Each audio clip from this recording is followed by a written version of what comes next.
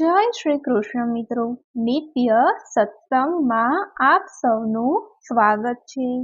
આજે આપણે સાંભળીશું ગરુડ પુરાણ અધ્યાય 7 બભુવાહન પ્રેત સંસ્કારનું વર્ણન। જો આ વિડીયો તમને પસંદ પડે તો લાઈક અને શેર કરી ચેનલને સબસ્ક્રાઇબ જરૂરથી કરજો। આગળના અધ્યાયમાં આપણે સાંભળ્યું કે ગર્ભમાં જીવને કેવા દુઃખો સહન કરવા પડે છે તેનું વર્ણન ભગવાન વિષ્ણુએ ગરુડજીને કહીને સંભળાવ્યું તથા તેની કેવી ગતિ પ્રાપ્ત થાય છે તેની માહિતી આપી। તો હવે આપણે સાંભળીએ ગરુડ પુરાણ અધ્યાય 7 બભુવાહન પ્રેત સંસ્કારનું વર્ણન। સુતજીએ કહ્યું, આ પ્રકારનું વર્ણન સાંભળીને ગરુડજી પીપળાના પાનની જેમ થરથર કાપવા લાગ્યા। પછી એમણે માનવીના ઉપકાર માટે ફરીથી ભગવાન શ્રી હરિને પૂછ્યું। ગરુડજીએ કહ્યું, હે દયાનિધિ, માણસ જાણીએ અજાણીએ યમની યાતનાઓનો ભોગ ન બને એવા કયા ઉપાયો છે તે જણાવો। સંસાર રૂપી મહાસાગરમાં ડૂબતા દુઃખી આત્માઓને પાપથી નષ્ટ બુદ્ધિવાળા, વિષય વાસનાથી નષ્ટ આત્માવાળાના ઉદ્ધાર માટે હે કેશવ, પુરાણોમાં જે ઉપાયો બતાવ્યા છે એ મને વિસ્તારથી જણાવો, જેનાથી માનવીની સદગતિ થાય અને બિચારા જીવને યમની યાતના ભોગવવાનો વારો જ ન આવે અને સીધો જ સ્વર્ગમાં જઈને મોક્ષ પામે।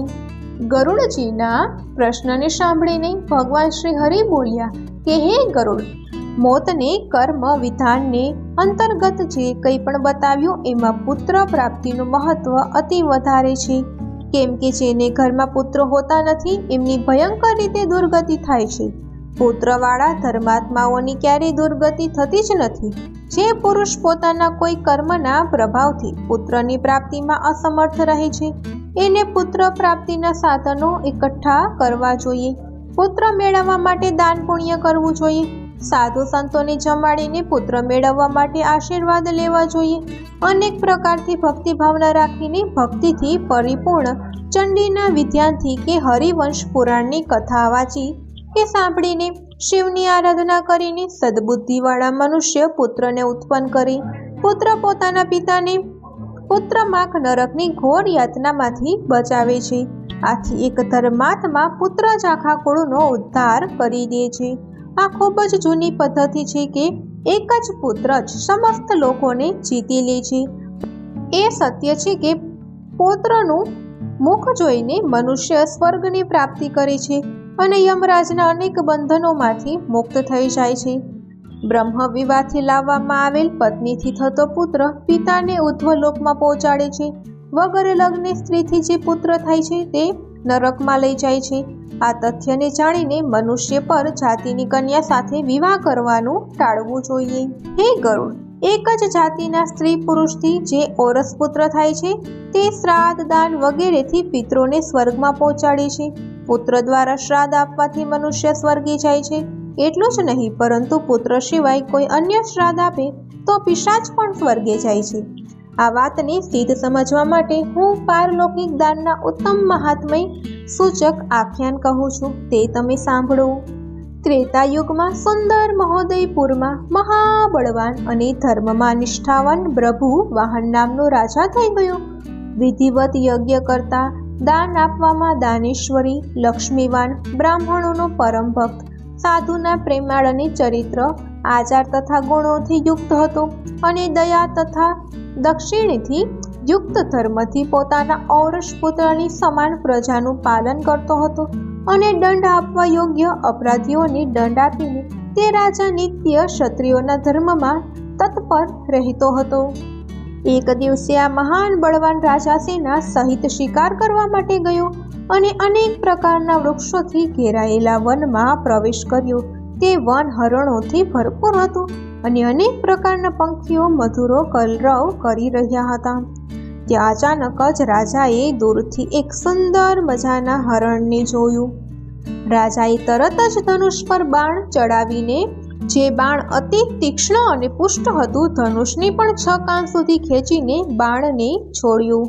બંદૂકમાંથી જેમ ગોળી છૂટે તેમ બાણ સુસલાટા મારતું હરણને વિંધીને આર પાર નીકળી ગયું પણ આ શું? એ હરણ રાજાના બાળને લઈને અદૃશ્ય થઈ ગયું.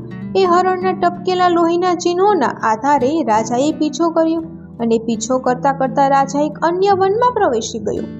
ભૂખ, તરસ, સુકાયેલો કંઠ, થાકથી અને અર્ધ બેભાન જેવો થયેલો રાજા એક જળાશય પાસે પહોંચીને ઘોડા સાથે સ્નાન કર્યું. કમળ વગેરેના ગંધથી સુગંધિત શીતળ જળ પીધું.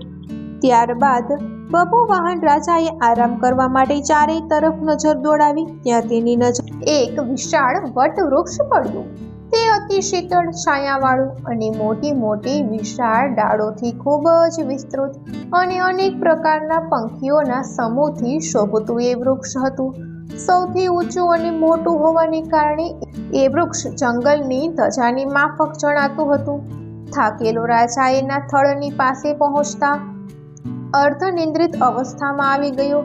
ત્યારે ત્યાં એ રાજાને ભૂખ અને તરસથી પીડાયેલા વ્યાકુળ ઇન્દ્રિયો અને અસ્તવ્યસ્ત વાળવાળો મેલા જોડાયેલા કપડાં, અતિ ભયાનક, કુબળો, ઊંચા અને દુર્બળ એવા પ્રેતને જોયો. અતિશય બિહામણા અને ડર ઉપજાવે એવા પ્રેતને જોઈને પ્રભુવાહન અતિ આશ્ચર્ય પામ્યો.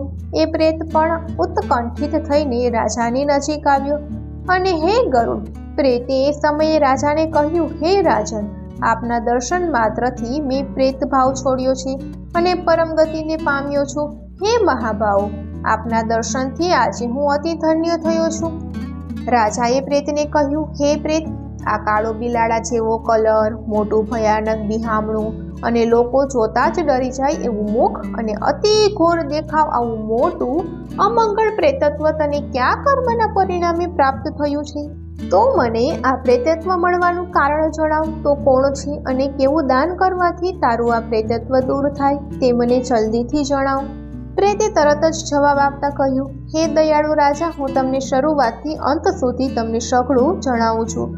મારું પ્રેત બનવાનું કારણ જાણીને તમને મારા પર દયા કરવાને તરત જ તૈયાર થઈ જશો. સઘળી સંપત્તિઓથી ભરપૂર વૈદેશ નામનું એક મહાનગર છે, જે અનેક પ્રકારના જનપદો તથા રત્નોથી ભરપૂર છે. જ્યાં અનેક જાતના લોકો વસે છે. તેઓ ધન ધાન્યથી અતિ સમૃદ્ધ છે. અહીંના મકાનો, મહેલો વગેરેની શોભા અતિશય ન્યારી છે. વળી અનેક ધર્મોમાં ઊંડો રસ લેનારા ધર્માત્મા લોકોનો વસવાટ છે. હે રાજન, એ નગરમાં દેવોનું પૂજન કરતો હું રહેતો હતો. હે રાજન, હું વૈશ્ય જાતિનો છું. મારું નામ સુદેવ છે. હવનથી દેવતાઓને અને પિંડદાનથી પિતૃઓને સંતુષ્ટ કરતો હતો. અનેક પ્રકારના દાન આપીને મેં બ્રાહ્મણોને અતિ સંતુષ્ટ કર્યા હતા. આ સિવાય ગરીબ, બાંધડા, પાંગડા વગેરેને અનેકવાર અનાજ આપીને સંતુષ્ટ કર્યા હતા. છતાં પણ હે રાજન, મારું આ સઘળું સુકર્મ દેવયોગથી નિષ્ફળ ગયું. શાને કારણે નિષ્ફળ ગયું તે હું તમને જણાવું છું.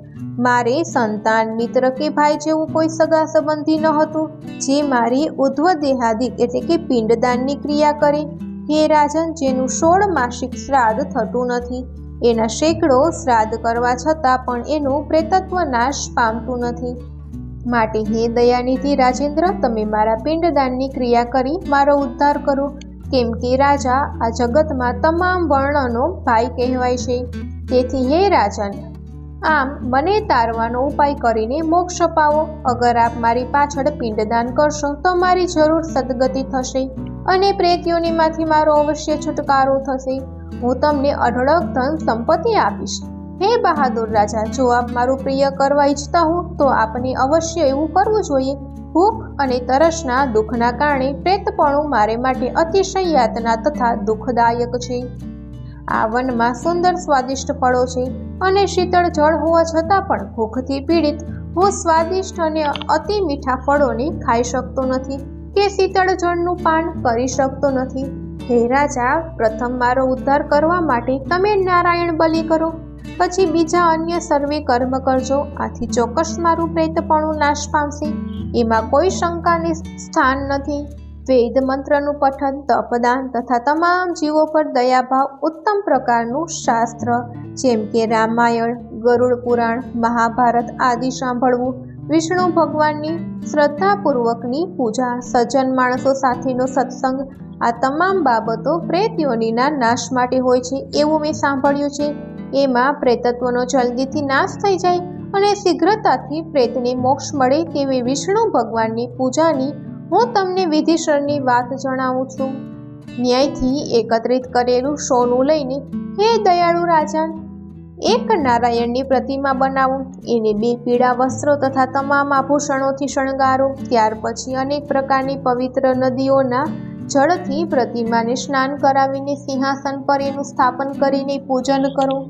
આ સુવર્ણમયી પ્રતિમાના પૂર્વ ભાગમાં શ્રીધર, દક્ષિણમાં મધુસૂદન, પશ્ચિમમાં વામનદેવ અને ઉત્તરમાં ગદાધર અને મધ્યમાં બ્રહ્મા તથા મહેશ્વર વગેરે દેવોનું સ્થાપન કરીને એમનું ધૂપ, દીપ, ફૂલોથી વિધિસર અલગ અલગ પૂજન કરવું. ત્યારબાદ પ્રદક્ષિણા કરી અગ્નિમાં દેવતાઓને તૃપ્ત કરી ઘી, દહીં, દૂધથી તમામ સ્થાપિત કરેલ દેવોને તૃપ્ત કરવા. ત્યારબાદ સ્વસ્થ અંતઃકરણથી તૈયાર થઈને સ્નાન કરીને નારાયણની આગળ વિધિપૂર્વક ક્રિયાઓ કરવી. ક્રોધ અને લોભથી રહિત થઈને શાસ્ત્રની રીતિથી તમામ શ્રાદ્ધ અને વૃષોત્સર્ગ કરવા. એની પાછળ બ્રાહ્મણો માટે વાસણનું દાન કરવું. ત્યારબાદ સંયાદાન કરીને પ્રેત માટે ઘટનું એટલે કે પાણીથી ભરેલા ઘડાનું દાન કરવું. રાજાએ વધારે જાણકારી મેળવવા પૂછ્યું, હે પ્રેત, પ્રેત ઘટનું દાન કેવી રીતે કરવું એની વિધિ કઈ છે? સઘળા જીવો પર દયા કરીને પ્રેતની મુક્તિ આપવાવાળા વરદાનની સંપૂર્ણ વિધિ મને જણાવો. આથી પ્રેતે કહ્યું, હે દયાળુ રાજન, આપ એકચિત્ત થઈને સાંભળો. આવા સુદઢ દાનથી પ્રેતપણું સમાપ્ત થઈ જશે અને તેને તરત જ પ્રેત યોનિમાંથી મુક્તિ મળી જશે.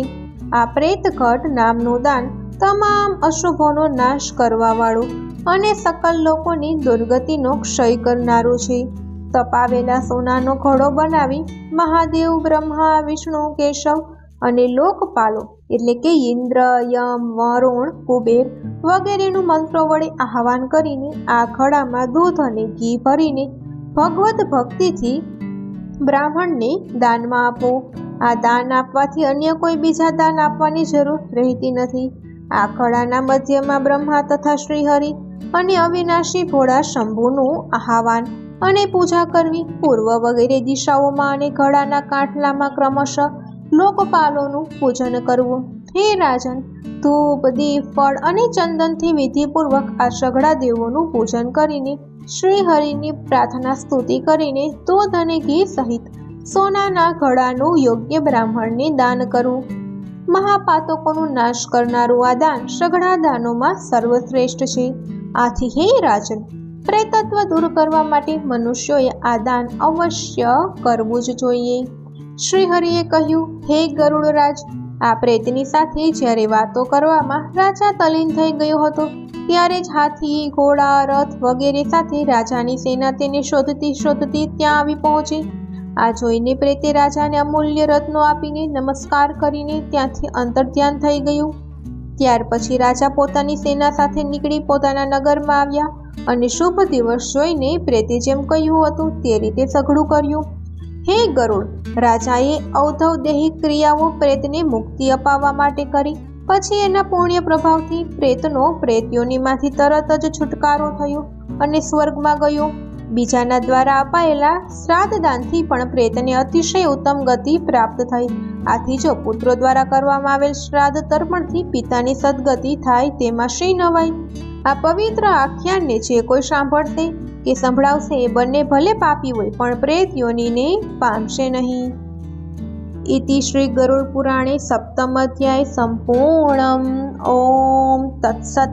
તો મિત્રો, આ હતો ગરુડ પુરાણનો અધ્યાય 7, બભુવાહન પ્રેત સંસ્કારનું વર્ણન. જો આ માહિતી તમને પસંદ પડી હોય તો વિડીયોને લાઈક અને શેર કરી ચેનલને સબસ્ક્રાઈબ જરૂરથી કરજો. જય શ્રી કૃષ્ણ.